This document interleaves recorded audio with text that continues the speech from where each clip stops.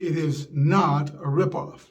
Despite what you will see online, it is not a ripoff. It's not even an homage.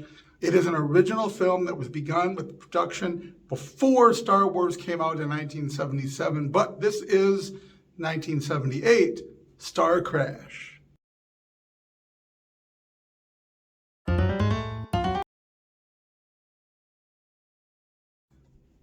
Watching Star Crash now, it's such an obvious disaster that I kept hearing an Ewok say, "Starship go Cruiser go Quish."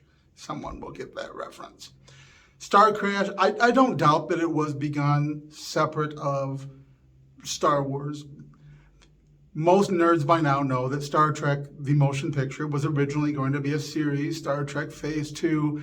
The great success of Star Wars suddenly at the box office in the culture, bringing science fiction to the forefront, kind of encouraged them to move towards doing a motion picture, putting all that money into the budget for those special effects that won awards, and the rest, as they say, is history.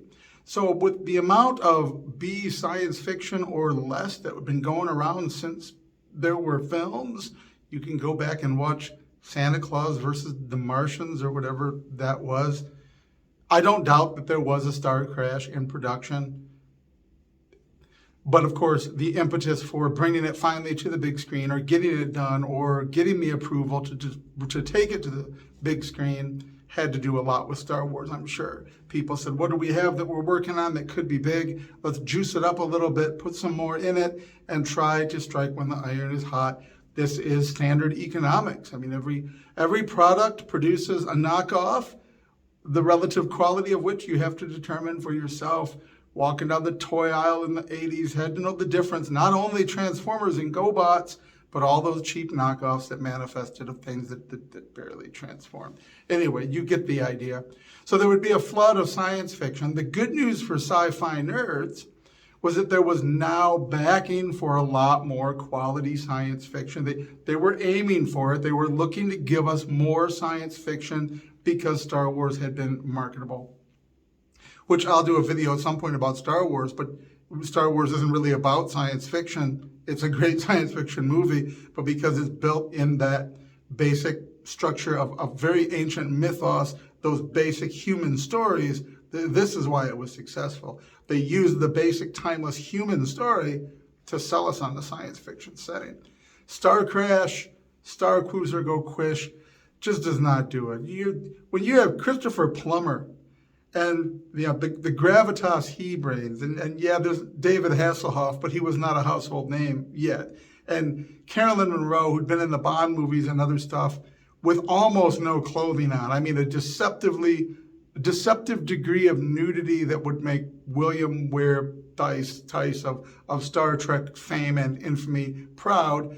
It's still not enough to sell this thing. There's a ton of gadgets, and this is kind of the thing. They worked on gadgets and outfits, and you can see that for 78, it's not bad. The gadgets hanging on the robots, and the robot with the weird Southern accent, which we would get again, oddly enough, in The Black Hole, which was a good movie, but there were explanations or reasons underpinning that.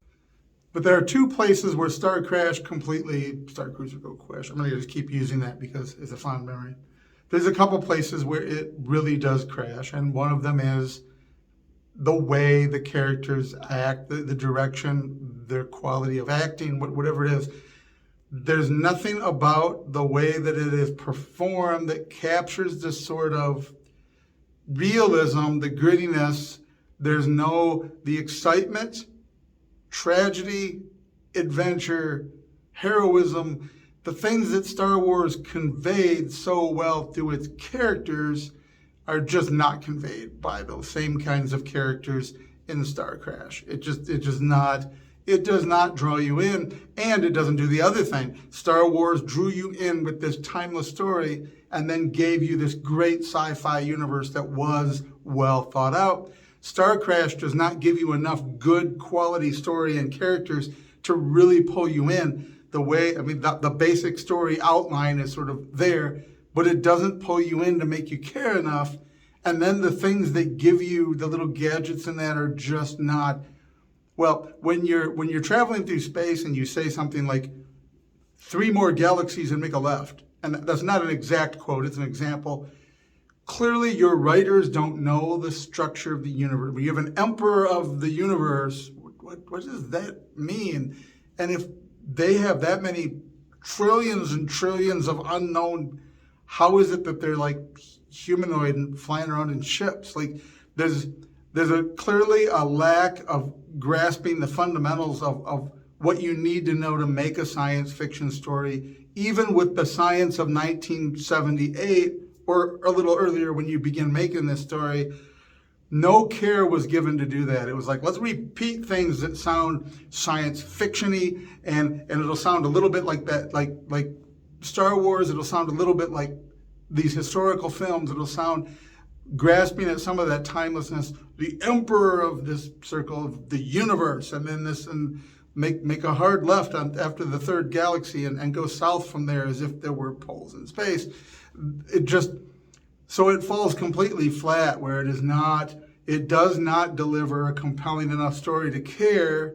It's not done in a unique enough way to care about that basic story outline, I should say.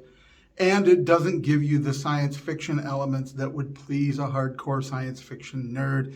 You can do some pretty low budget, bad acted stuff, but if you put out an interesting twist on an idea that is authentically science fiction and real enough to be plausible to get people to speculate about the future, that's the core of sci-fi, and that's what's going to give you a cult following, even if you're a low budget, bad production, the thought process. Star Crash ends up not having a good thought process and not performing the story in a way that's adequate. It's like a bunch of high school kids in the bottom half of their theater class performed Star Wars.